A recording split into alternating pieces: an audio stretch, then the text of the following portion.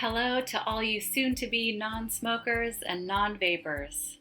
I know you came here for a purpose, and I'm excited to experience your journey of becoming totally free of cigarettes and vapes, breathing only clean and fresh air, and of finally having that sense of accomplishment from your impressive new decision to live a healthy life.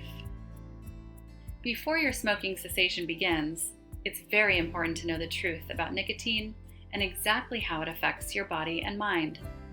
So to get started, here's a little background info on me. Like many smokers, I started as a teenager when it was considered cool. I was 15 years old in the 90s, and my new boyfriend introduced me to my first cigarette. He would share one or two with me when we hung out after school, and within a few months, I was asking him for my own ciggy to smoke. And before I knew it, my best friend and I were on the hunt for which convenience stores would sell to minors, and that's when I began buying my own packs. Nearly all smokers and vapers start out in the same way. Most teens give in to the peer pressure of smoking or vaping as a way of rebelling, or maybe to feel a sense of belonging with friends or family who smoke. Sometimes they do it to simply look and feel older. Whichever reasons we all had for starting, there's only one reason we kept coming back for more, year after year. I'll get to that reason in a moment. First, let's start with how to know when you're ready to quit. For nearly 25 years, I smoked on and off. Looking back, I notice a pattern in my efforts to quit. The first time I quit was to be more attractive for dating. The second time was to have healthy babies during my pregnancies. The third time was before going into surgery to avoid serious complications. The fourth time, and my last time, was because I felt passionate about learning how to treat patients for smoking and vaping cessation. I wanted to become a specialist, the best in the game. And in order to successfully help people heal, a practitioner must first be congruent within. In all four of those scenarios, I quit for a very personal reason, a reason that I was deeply motivated by. Never was I able to quit solely for surface level reasons, such as the high cost of a pack, or from my children attempting to lecture me. I didn't quit because my clothes or car smelled like smoke, from my husband nagging me, or because I thought I should. I was in my mid-30s when I started to feel shame from smoking. For the first time, merely walking up a flight of stairs would leave me winded, and I began to feel humiliation anytime someone new discovered I was a smoker. It really wasn't a cool thing to do anymore, and I was trying to hide it from everyone. Still, none of these reasons were reason enough to quit. The motivation to quit smoking comes from deep fears, such as surgery complications, or not being around to see your grandchildren grow up. It comes from deep desires, such as being more attractive for dating to find a life partner, or wanting self-control. These deeper reasons are how you know when you're ready to quit. What society gets wrong about nicotine addiction? Remember that one reason why we keep smoking year after year that I said I'd come back to? I'll start explaining that now. You see, smoking back in the 90s was considered cool because the advertising at that time set the tone. The rugged Marlboro man was smoking on billboards, rock stars were smoking on MTV, and influential teen stars were smoking in movies. But for decades prior, something interesting was going on behind the scenes. In doing a little research on our history, I found some studies and literature from way back in 1847 that smoking was seen as merely a simple, expensive, pleasurable habit. And all the big tobacco companies at that time were really raking in the moolah. Then, over 100 years later, in 1964, the U.S. Surgeon General released information to the public that the effects of smoking were detrimental to our health. By that following year, the federal government mandated that every cigarette package have a warning label. Of course, that changed everything, And not surprising to anyone, for many years following that mandate, a lot of folks gave up the habit, and therefore, cigarette sales dropped and big tobacco's profits began declining.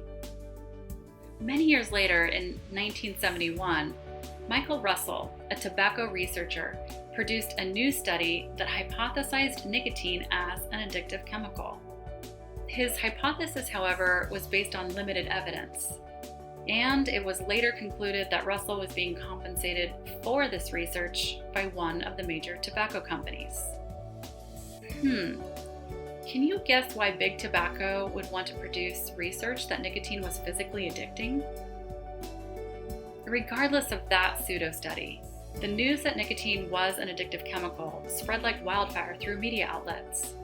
And once the general public bought in and started to believe that nicotine was addictive, they began to act in the manner of that new limited belief. You see, a limited belief is anything that holds you back in life. For example, if I subconsciously believe that making money is hard, then I will unknowingly act like money is hard to make. That's a limited belief. If I subconsciously believe that I'm not worthy of true love, then I will unknowingly act in ways that deter me from finding a partner that I deserve. And if I subconsciously believe that nicotine is an addictive chemical, then unknowingly it will be much harder for me to quit. Even though smoking was seen as a habit in all of history prior, I bet you can guess exactly what happened to cigarette sales after the hypothesis that nicotine was an addictive chemical became common knowledge. You guessed it, sales stabilized. It was a brilliant marketing move. This business marketing strategy is called social conditioning, and many companies use it. It's a very powerful psychological technique designed to keep us as customers for life. It's now been over 50 years, and to this day, despite many attempts, Russell's nicotine addiction hypothesis has never been proven. The real reason for your physical reactions upon quitting. Something really neat happens when we begin to unravel a limiting belief born from social conditioning. Metaphorical doors start opening up all around us, and new awareness forms within. For example, I was at a healthcare seminar a while back, and I overheard a seasoned nurse say that no one has ever been hospitalized for quitting smoking. That really piqued my interest, and I wanted to know more. Sure enough, after some research, I found no evidence to indicate that anyone has ever needed medical attention for quitting smoking. Unlike those who quit heroin, cocaine, or even alcohol.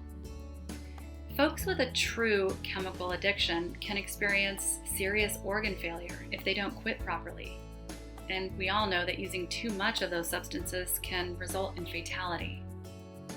Having a real physical dependency means not getting through a long flight or even a full night's sleep without taking another dose. The strongest reaction I ever had from quitting smoking was irritability, headaches, or shaky hands, which was more likely due to stress and hypoglycemia.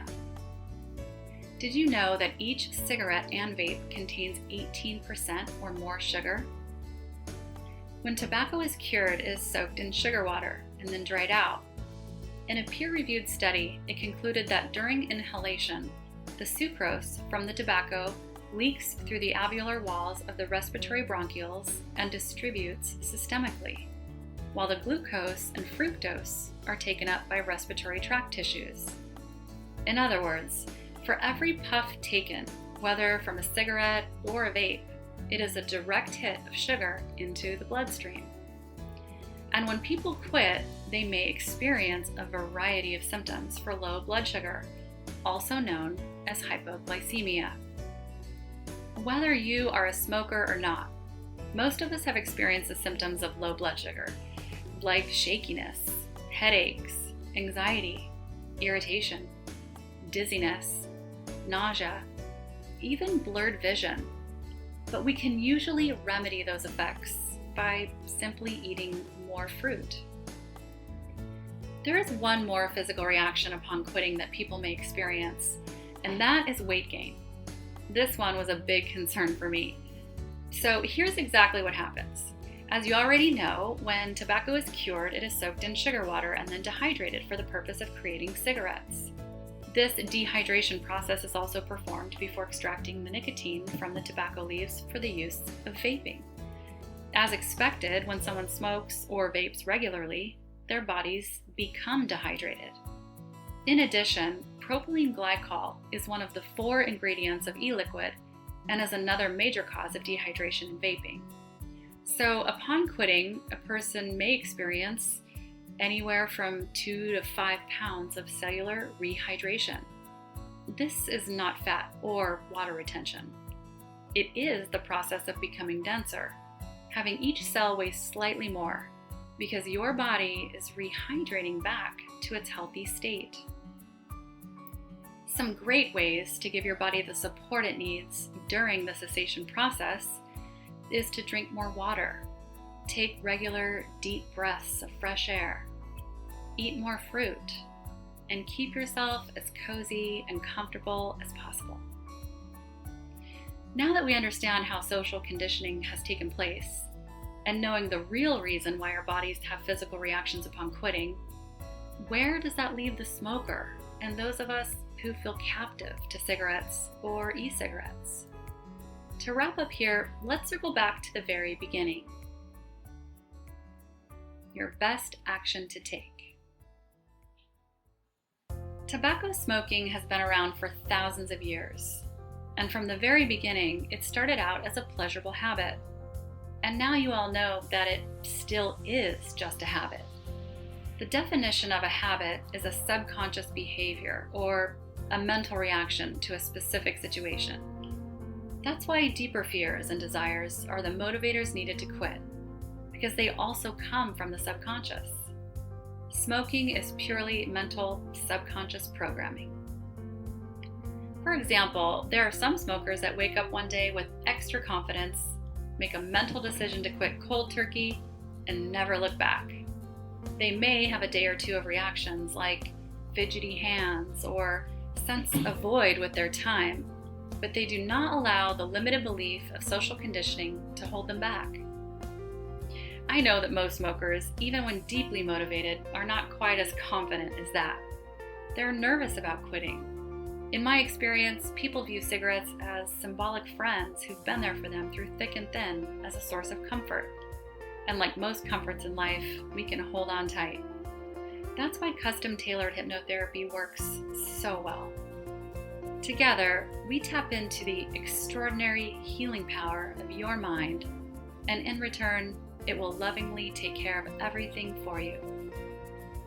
In conclusion, having a deep motivation, a willingness to be socially unconditioned, and smart enough to follow precise directions is all it takes to quit smoking or vaping easily. For good. I bet you're imagining now how amazing it will be to become a non-smoker and the new freedom that will bring to your life. It is my honor to be a part of the solution for health and for all of us to inspire our young ones. Here's hoping that our future generation of non-smoking and non-vaping teens will be considered the new cool. And for those patients who have already scheduled, your code word is cool. This video should address most of your concerns about quitting. Please save any questions you may have for our session together, and I look forward to seeing you soon.